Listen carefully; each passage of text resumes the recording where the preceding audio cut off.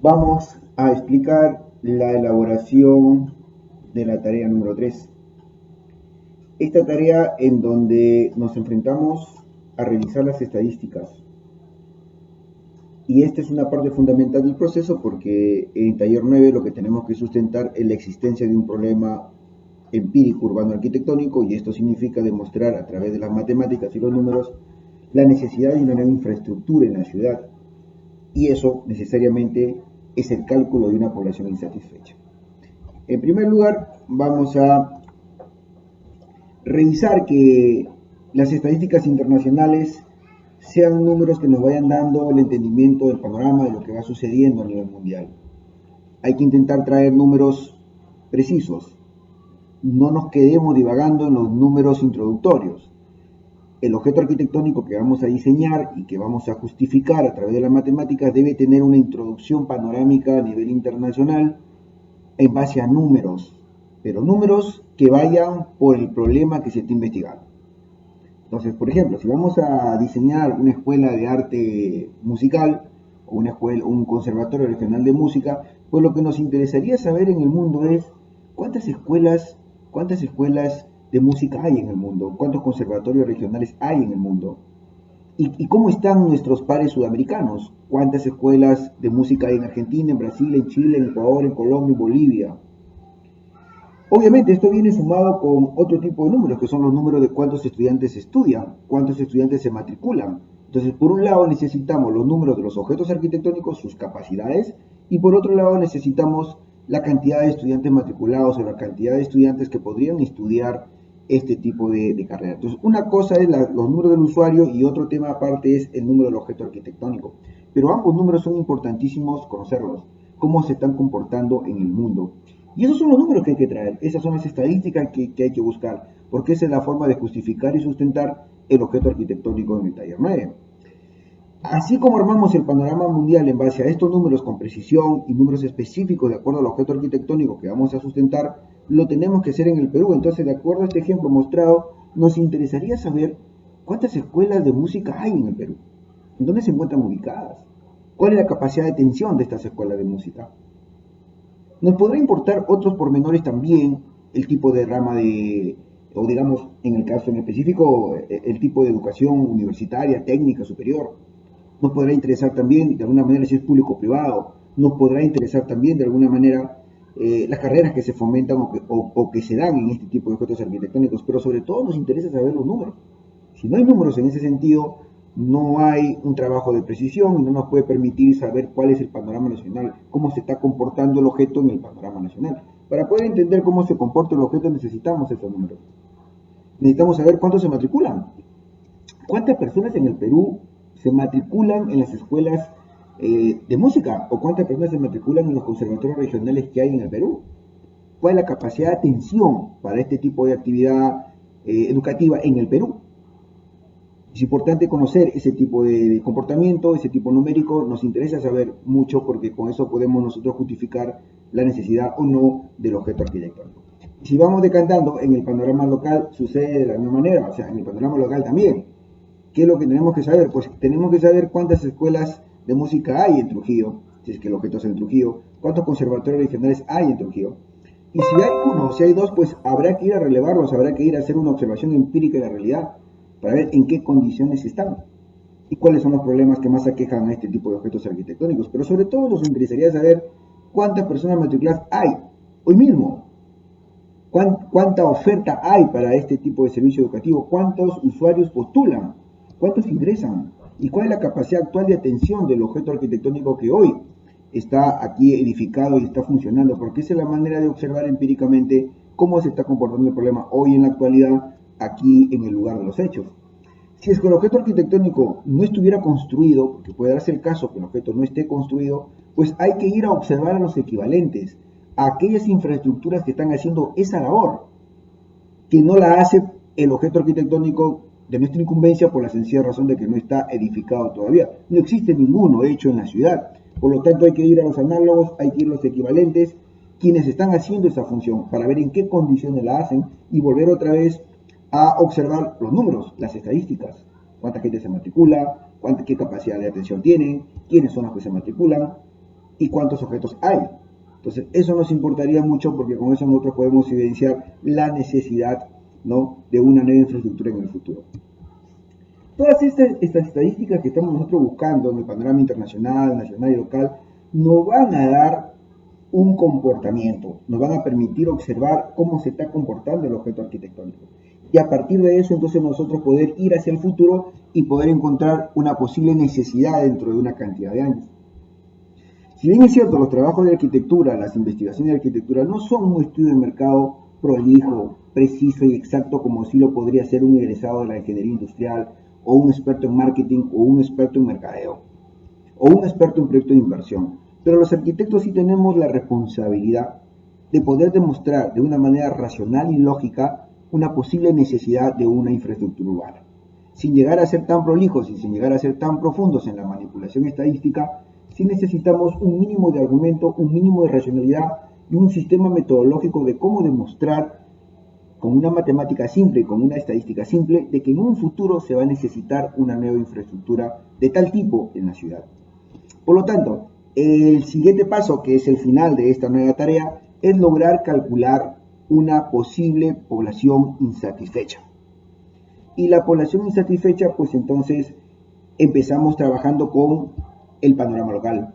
El panorama local es importantísimo y los datos que nosotros encontremos en el panorama local nos van a ayudar a encontrar a la población insatisfecha. Ya, los datos y las estadísticas encontradas en el panorama local son el inicio de la población insatisfecha. Entonces, hay algunas cuestiones que hay que ir nosotros revisando, que hay que ir nosotros ampliando, pero básicamente el concepto de esta nueva tarea es esa, ¿no? Uno de los principales puntos importantes de cómo empezar a diagnosticar esa posible población insatisfecha es básicamente conocer el universo, conocer la muestra, ¿no? Es decir, en estos momentos, ¿cuál es la oferta y cuál podría ser la demanda en un futuro cercano? Nos interesaría saber de inicio cuál es la población actual. Y no estamos hablando de población genérica, estamos hablando de población específica.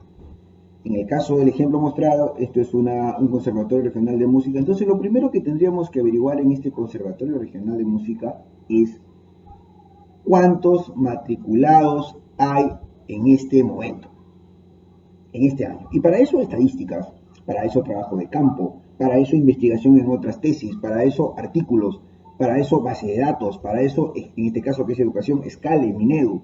Las bases de datos son importantísimas para poder lograr tener esos números y poder manipularlos. No esperemos a encontrar esa manipulación en Internet. Esa manipulación la tenemos que hacer nosotros mismos, bajo nuestro propio peculio. Entonces, uno de los primeros pasos es saber, ok, ¿cuántos matriculados hay ahora? ¿Cuánta gente se matricula hoy en ese conservatorio regional? Ese es un dato importantísimo porque es el dato de partida. Y sobre ese dato van a aparecer un sinnúmero de datos siempre relacionados a este primer dato. Sería la población actual, o la población actual abastecida. Pero también existe otro tipo de población que se llama la población potencial. Los que podrían ir. Ese es otro dato que tendríamos que también buscar. Una cuestión es los que actualmente están abastecidos, la población actualmente abastecida. Y esos datos los sacamos de Internet, de la base de datos, Scale, Minedu, observación empírica, yendo al lugar, conversando, encuestando, presentándonos en el lugar y conversando con el director del objeto arquitectónico. Son datos que son importantes y que los podemos obtener de boca de urna también. Pero, por otro camino, esos son solamente los que están matriculados ahora. No son los que quisieran estudiar y por alguna razón no lo pueden hacer. Pueden haber un segmento del mercado, un grupo de usuarios que quisieran estudiar pero no van, no porque no puedan por razones académicas, sino que no van porque simplemente el objeto arquitectónico no les da la posibilidad de ir, no les da la oferta. Entonces, es importante no solamente saber la población actual que está matriculada, la población actual abastecida, sino también saber la población potencial, o sea, los que podrían ir. Esos datos hay que cruzarlos porque son datos importantísimos. Entonces, a partir de manipular el comportamiento año tras año, de la población actualmente abastecida, uno lo que tiene que lograr encontrar es una posible tasa de crecimiento específica. Usando una fórmula estandarizada, uno va a ir a encontrar la población, ¿no? La tasa de crecimiento efectivo. Para eso le recomendamos que tengamos unos 5 años por lo menos de datos, 5 años, tengamos cuidado con los datos del periodo COVID, porque en el COVID algunos datos para algunos tipos de objeto arquitectónico puede estar desproporcionado por la misma situación del COVID. Por ejemplo, datos de salud se han disparado en el COVID, datos educativos se han caído en el COVID, datos comerciales se han caído en el COVID. Entonces hay que tener cuidado con los años COVID, mucho criterio. Si los datos del año COVID están de alguna manera extraños, pues mejor no usarlos y tratar de sacar las estadísticas hasta 2019. Siempre hay que tener mínimo 5 años. Hay que intentar eliminar el número más bajo y el número más alto. Por lo tanto, hay que tener 7 números para poder quedarme siempre con 5. Y con 5 hacer toda la ejecución de la tasa de crecimiento específica. Entonces, con 7 años quitamos el más bajo y quitamos el más alto y me quedo con un cúmulo de 5 años bastante promediables. Y con esos datos yo voy a aplicar esta fórmula llamada tasa de crecimiento específica para poder encontrar a qué ritmo crecen esta población actualmente abastecida. Esos datos ya los tienen ustedes explicados, los códigos, los símbolos en el PDF que hemos colgado en el virtual, pero básicamente es tratar de sacar la población potencial actual final y la población potencial actual inicial. Y es la cantidad de años, ¿no? La cantidad de años que estamos manipulando serían 5. La población potencial actual final sería el último año de las estadísticas, y la población potencial actual inicial sería el primer año de las estadísticas. Y con esto uno logra tener una tasa de crecimiento efectiva.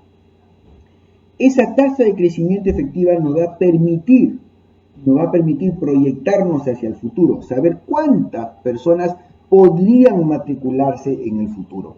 Vamos a decir que nosotros elevamos siempre a 30 años, por muchos motivos y por muchas razones, no solo porque está especificado en el manual que va a ser a 30 años, sino porque además es la vida útil de concreto.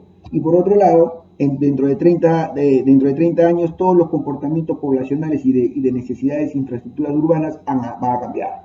Esos fenómenos van actualizándose cada 15, cada 20, cada 25, cada 30 años. Las estadísticas cambian. Por lo tanto, 30 años en el futuro es un número muy pertinente.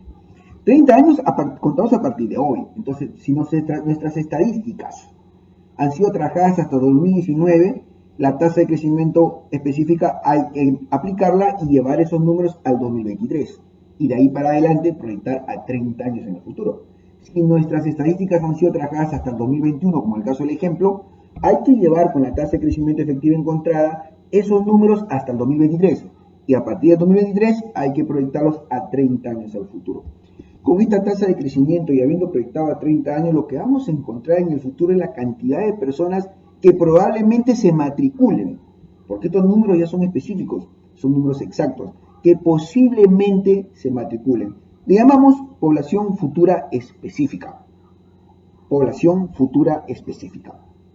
Si nosotros tenemos una población futura específica, sabemos cuántos se podrían matricular dentro de 30 años, y luego estamos seguros, por cuestiones de observación empírica de la realidad, por cuestiones de entrevista, por cuestiones de encuesta, por trabajo de campo o por otras investigaciones o por base de datos estadística, nosotros sabemos que la capacidad de oferta ya no da más y que la capacidad de oferta, es decir, la población actual abastecida, es lo máximo que puede dar el servicio.